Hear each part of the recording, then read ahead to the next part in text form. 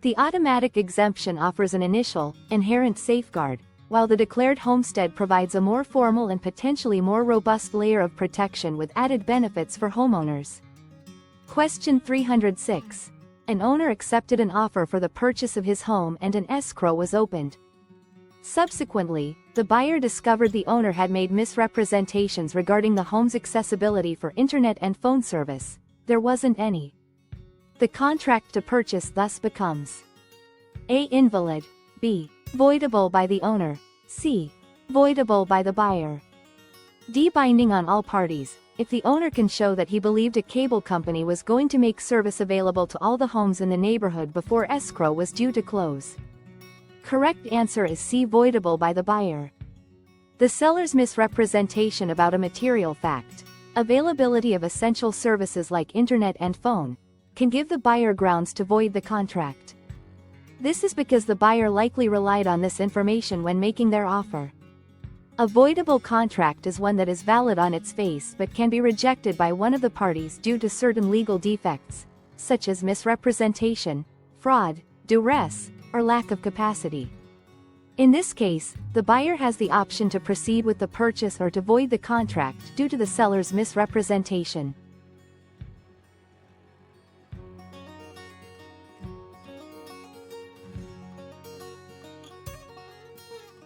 Question 307. Which of the following facts should a seller's broker disclose when presenting an offer? A. An offer that will likely be better is going to be presented by a cooperating broker within a few days. B. The Department of Real Estate changed its name to the Bureau of Real Estate.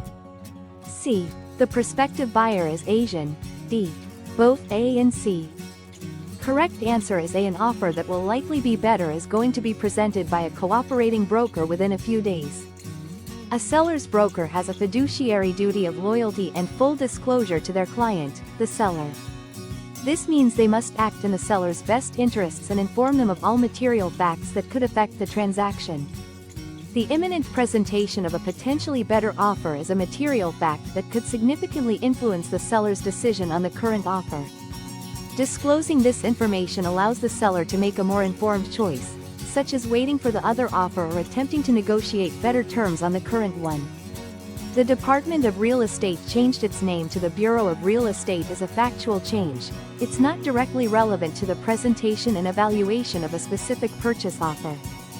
It's general knowledge about the regulatory body. Disclosing the buyer's race is a violation of fair housing laws and is unethical and illegal. Real estate professionals cannot discriminate or disclose protected characteristics of buyers or sellers.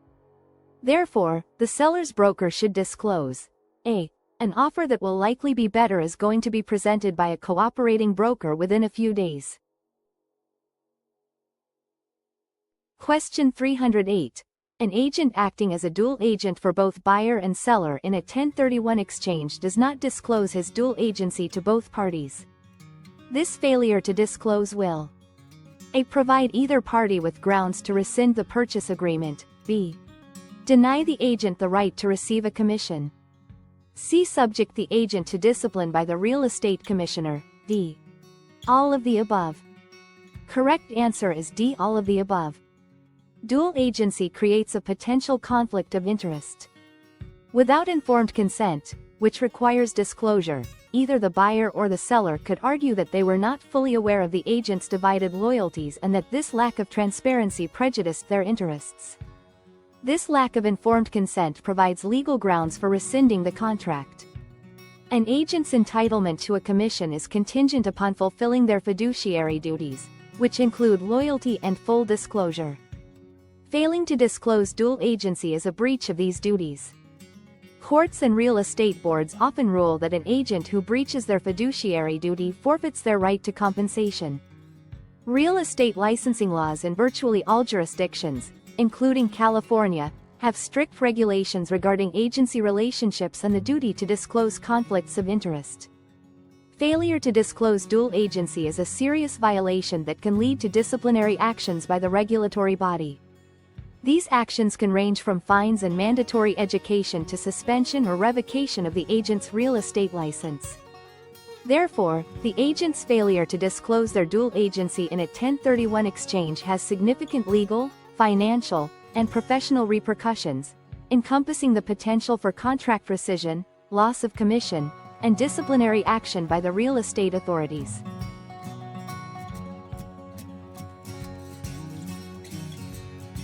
Question 309. The Howards, Bob and Donna, owned a real estate property as husband and wife.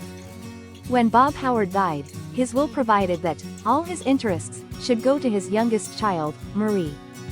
Daughter Marie would A. Share the entire property with her two other siblings and the spouse, Mrs. Howard, with each of the four individuals inheriting a 25% interest. B. Inherit an undivided 1/2 interest in the property. C. Inherit nothing since the entire estate automatically goes to the spouse, Mrs. Howard. D. Have the amount of her interest decided by the probate court. Correct answer is B. Inherit an undivided 1/2 interest in the property. In California, even when a property is held as husband and wife, it is considered community property. Each spouse owns a 1/2 interest in the community property. Importantly, spouses have the right to will their 1/2 interest in community property to whomever they choose. In this scenario, Bob Howard owned an undivided 1/2 interest in the property as his share of the community property. His will specifically directed that all his interests should go to his youngest child, Marie. According to California community property law, Bob had the right to devise his 1/2 interest in this manner. Therefore, B. Inherit an undivided 1/2 interest in the property is the correct answer. Marie would inherit her father's share of the community property. The presence of the words husband and wife doesn't automatically create a joint tenancy with right of survivorship unless that specific language is used in the deed. Without the explicit right of survivorship designation, the property is treated as standard community property, allowing each spouse to will their half. Question 310. When the U.S. cost of living index is rising, it will likely be accompanied by A. Rising inflation. B. Decrease in the value of the dollar. C. Rising deflation. D. Both A and B. Correct answer is D. Both A and B. When the U.S. cost of living index is rising, it indicates that the average prices of goods and services needed to maintain a certain standard of living are increasing. This rise in the cost of living is directly linked to rising inflation. A. Inflation is defined as a general increase in prices and a decrease in the purchasing power of money. As the cost of goods and services goes up, consumers need more money to buy the same things, which is reflected in a higher cost of living index. Furthermore, rising inflation leads to a decrease in the value of the dollar. B. When prices are higher, each dollar can buy fewer goods and services than it could before. This erosion of purchasing power is a fundamental characteristic of inflation. Therefore, a rising cost of living index, driven by inflation, inherently means that the value of the dollar has declined. Therefore, the most likely accompaniment to a rising U.S. cost of living index is D. Both A and B. Rising inflation directly causes the cost of living to increase, and this increase in prices simultaneously reduces the purchasing power and thus the value of the dollar. Deflation, C, which is a decrease in the general price level, would have the opposite effect, leading to a lower cost of living index. Question 311. This type of mortgage loan can be increased without revising its terms. A. Wraparound mortgage. B. Open-end mortgage. C. Closed-ended mortgage. D. Fixed-rate mortgage. Correct answer is B. Open-end mortgage. A wraparound mortgage combines a new loan with the seller's existing loan, but the borrower makes a single monthly payment that covers both loans. The total loan amount typically doesn't increase without refinancing. A closed-end mortgage has a fixed loan amount for the entire term. You cannot borrow additional funds without refinancing. A fixed-rate mortgage offers a constant interest rate throughout the loan term. While the interest rate remains stable, the loan amount itself cannot be increased without refinancing. An open-end mortgage allows the borrower to access additional funds throughout the loan term, up to a pre-established credit limit, without having to refinance the entire loan. This means the original terms, interest rate, maturity date, remain unchanged, but the loan amount increases.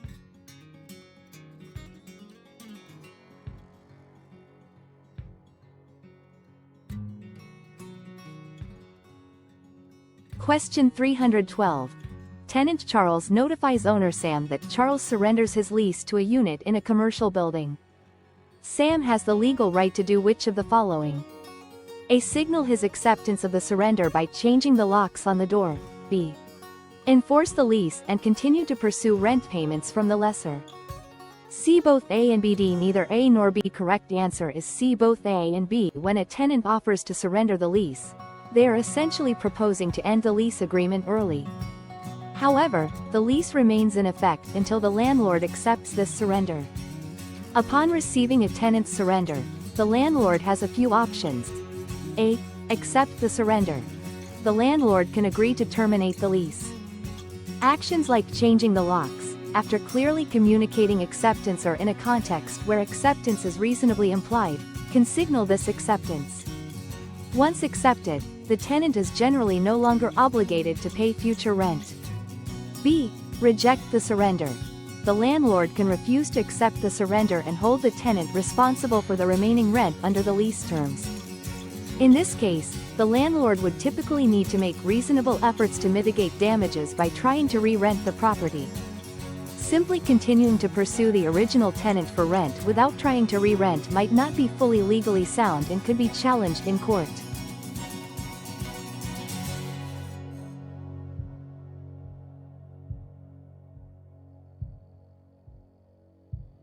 Question 313. The following would probably result in the greatest increase in home buying. A. Higher interest rates. B. Lower interest rates. C. Greater supply of housing. D. Decreased supply of housing. A decreased supply of housing typically leads to higher prices due to increased competition among buyers. This would likely decrease affordability and potentially reduce the number of people able to buy homes. While a greater supply of housing can help meet existing demand and potentially stabilize or lower prices, it doesn't necessarily create a significant increase in the number of people looking to buy. It primarily addresses the needs of those already in the market. Higher interest rates increase the cost of borrowing, making mortgages more expensive and reducing affordability. This generally leads to a decrease in home buying. Lower interest rates make borrowing money for a mortgage less expensive. This reduces the monthly payments for potential homebuyers, making homeownership more affordable for a larger pool of people. As a result, demand for housing typically increases, leading to a greater increase in home buying activity. Question 314. Grown siblings can take title to property as A. Tenants in common. B. Community property. C. Joint tenants. D. Both A and C. Correct answer is D. Both A and C. Tenants in common.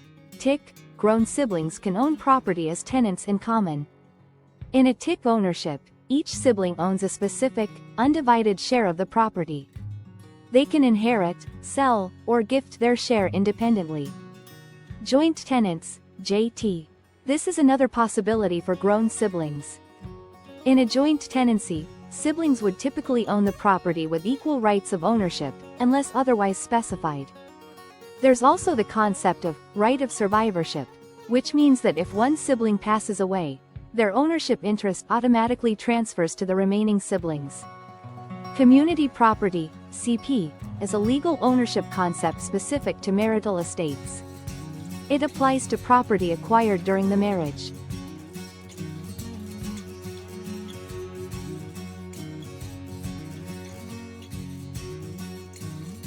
Question 315.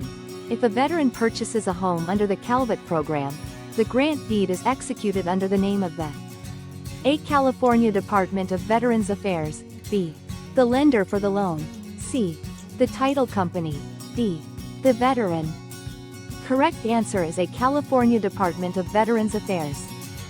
Under the CALVET program, the California Department of Veterans Affairs purchases the property. The veteran then enters into a purchase contract with Calvet, often referred to as a land contract or contract of sale. Calvet holds the legal title to the property until the veteran has fulfilled the terms of the contract and repaid the loan. At that point, Calvet will issue a grant deed to the veteran, transferring full legal ownership. Therefore, initially, the grant deed is executed under the name of the California Department of Veterans Affairs. The veteran holds equitable title, which is the right to use and possess the property and to obtain full legal title once the loan is paid off.